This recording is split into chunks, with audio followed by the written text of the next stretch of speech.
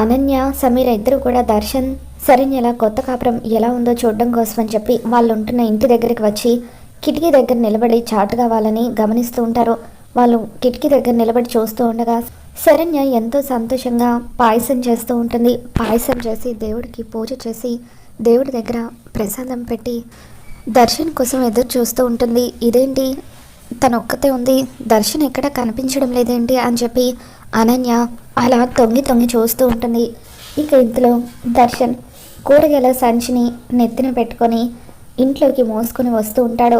ఇక అలా దర్శన్ని చూడగానే సమీర ఒక్కసారిగా షాక్ అవుతుంది. ఇదేంటి దర్శన్ కూరగాయలు తేయడం ఏంటి, కొంప తీసి ఈ దర్శన్ శరణ్యకు పూర్తిగా లొంగిపోయాడా ఏంటి అని చెప్పి సమీర అనుకుంటుంది.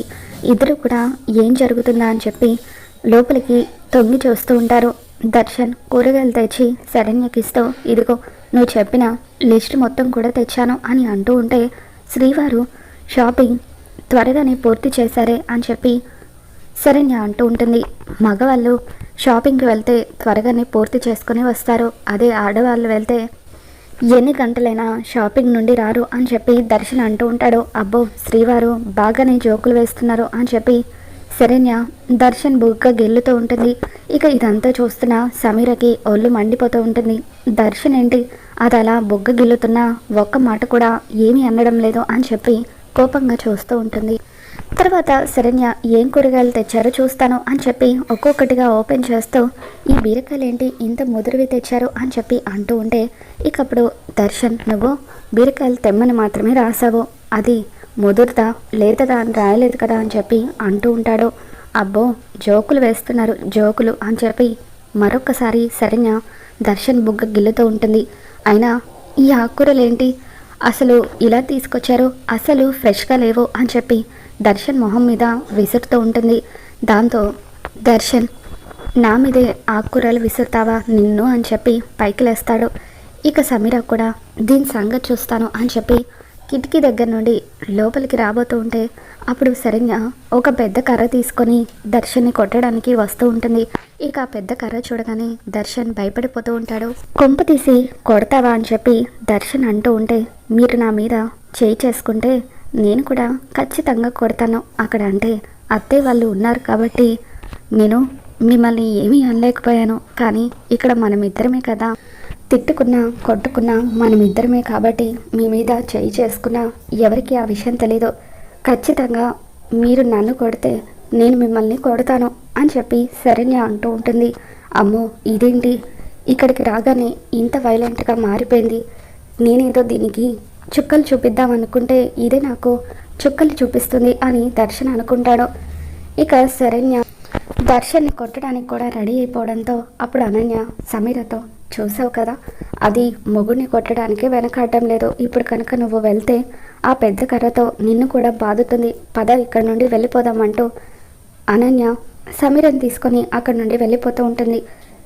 నేను దర్శన్ దాన్ని టార్చర్ చేస్తాడని ఏదో ఎక్స్పెక్ట్ చేసి ఇక్కడికి వచ్చాను, కానీ వీళ్ళేంటి ఇంత దగ్గర అవుతున్నారో, ఎట్టి పరిస్థితుల్లోనూ అలా జరగకూడదు, ఎలాగైనా దాన్ని దర్శన్కి దూరం చేయాలి అని చెప్పి సమీర అనన్యకి చెబుతూ ఉంటుంది. ఇక దాంతో అనన్య ముందైతే మనం ఇక్కడ నుండి వెళ్ళిపోయి ఏదో ఒకటి ప్లాన్ చేద్దాం, అనవసరంగా వేరు కాపురం పెట్టించాలని చెప్పి నేనే వాళ్ళకి సలహా ఇచ్చాను, నేను ఇచ్చిన సలహా వల్ల వాళ్ళు దగ్గర అవుతున్నారు అని చెప్పి అనన్య అనుకుంటుంది.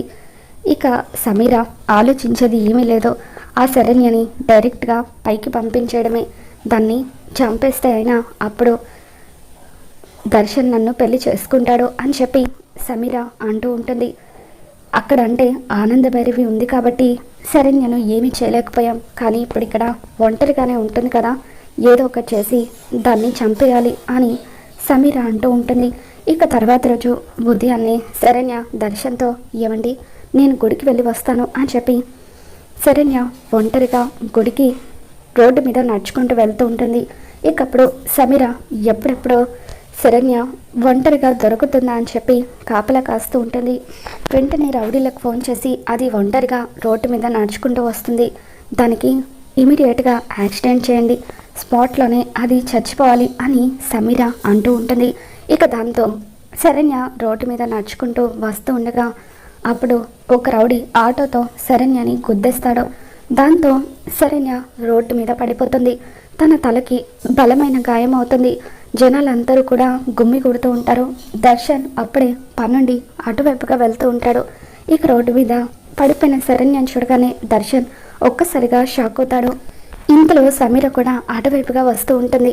ఇక అక్కడ ఆగిన దర్శన్తో దర్శన్ వెళ్ళిపోతాం పద అని అంటూ ఉంటే శరణ్యని ఈ పరిస్థితిలో వదిలేసి నేను ఎలా రాగలను సమీర అని చెప్పి దర్శన్ అంటూ ఉంటాడు.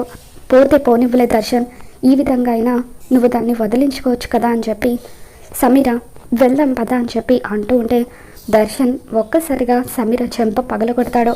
ఇక అలా సమీర చెంప పగలగొట్టి శరణ్యని తన 2 చేతులతో ఎత్తుకొని దర్శన్ హాస్పిటల్కి తీసుకొని వెళ్తాడు.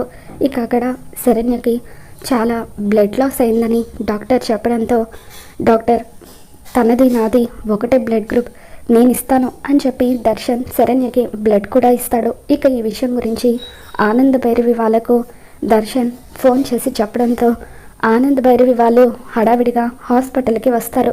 ఇక అక్కడ శరణ్యకు ప్రమాదం ఏమీ లేదని డాక్టర్లు చెబుతూ ఉంటారు.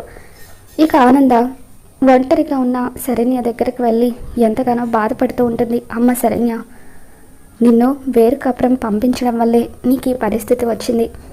అయినా రోడ్డు మీద నడుచుకుంటూ ఎందుకు వెళ్తున్నావమ్మా అని చెప్పి వెళ్తున్నప్పుడు జాగ్రత్తగా ఉండాలి కదా అని ఆనంద అంటూ ఉంటుంది.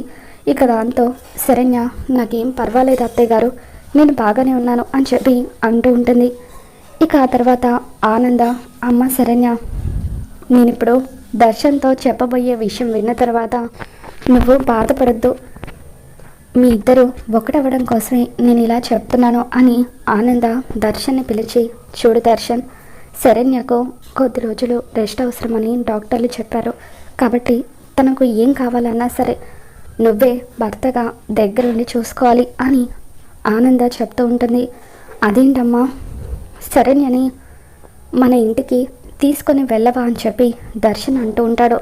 దాంతో ఆనంద లేదు దర్శన్, ఎప్పుడైతే నువ్వు వేరు కాపురం పెట్టాలని నిర్ణయించుకొని నీ భార్యను తీసుకొని ఆ ఇంటి నుండి వచ్చేసావో అప్పుడే నీకు ఆ ఇంటికి సంబంధం తెగిపోయింది.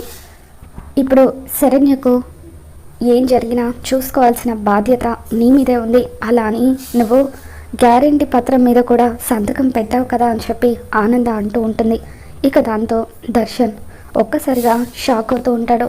ఇక శరణ్యని డిశ్చార్జ్ చేసి ఇంటికి తీసుకొని వచ్చిన తర్వాత దర్శన్ తన చేతికి తలకు దెబ్బ తగలడంతో దగ్గరుండి శరణ్యకి సేవలు చేస్తూ ఉంటాడు.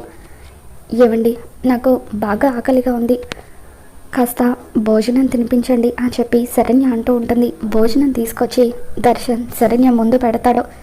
ముందు పెడితే ఎలా తింటానండి, నా చెయ్యి విరిగింది, కట్టు కట్టారు, అలాంటప్పుడు భోజనం ఎలా చేస్తాను, మీరే తినిపించండి అని శరణ్య అంటూ ఉంటుంది. దర్శన్ చేసేదేం లేక శరణ్యకి భోజనం తినిపిస్తూ ఉంటాడు. ఇక తర్వాత రోజు ఉదయాన్నే శరణ్య, ఏమండి నేను బ్రష్ చేసుకోవాలి, కాస్త నన్ను వాష్రూమ్ వరకు తీసుకువెళ్ళండి అని చెప్పి అంటూ ఉంటుంది. అలా దర్శన్ దగ్గరుండి శరణ్యకి బ్రష్ చేయిస్తూ ఉంటాడు. ఇక జరిగిన యాక్సిడెంట్ వల్ల దర్శన్ శరణ్య పక్కనే ఉంటూ తనకి సేవలు చేస్తూ దగ్గర అవుతూ ఉంటే ఇదంతా తెలుసుకున్న ఆనంద భైరవి దర్శన్ శరణ్య ఇద్దరు దగ్గర అవుతున్నందుకు చాలా హ్యాపీగా ఫీల్ అవుతూ ఉంటుంది. మరో పక్క ఇదంతా తెలుసుకున్న సమీర, నేనేదో యాక్సిడెంట్ వల్ల వాళ్ళిద్దరూ దూరం అవుతారు, అది పైకి పోతుంది అనుకుంటే నా ప్లాన్ ఇలా రివర్స్ అయిందేంటి, నేనేం చేసినా వాళ్ళిద్దరూ దగ్గర అవుతున్నారు, ఎందుకు ఇలా జరుగుతుందని చెప్పి సమీర షాక్ అవుతూ ఉంటుంది. మరి రాబోతున్న ఎపిసోడ్లో ఏం జరగబోతుందో మళ్ళీ మన ఛానల్లో తెలుసుకుందాం. ఈ వీడియో మీకు నచ్చినట్లయితే తప్పకుండా లైక్ చేయండి.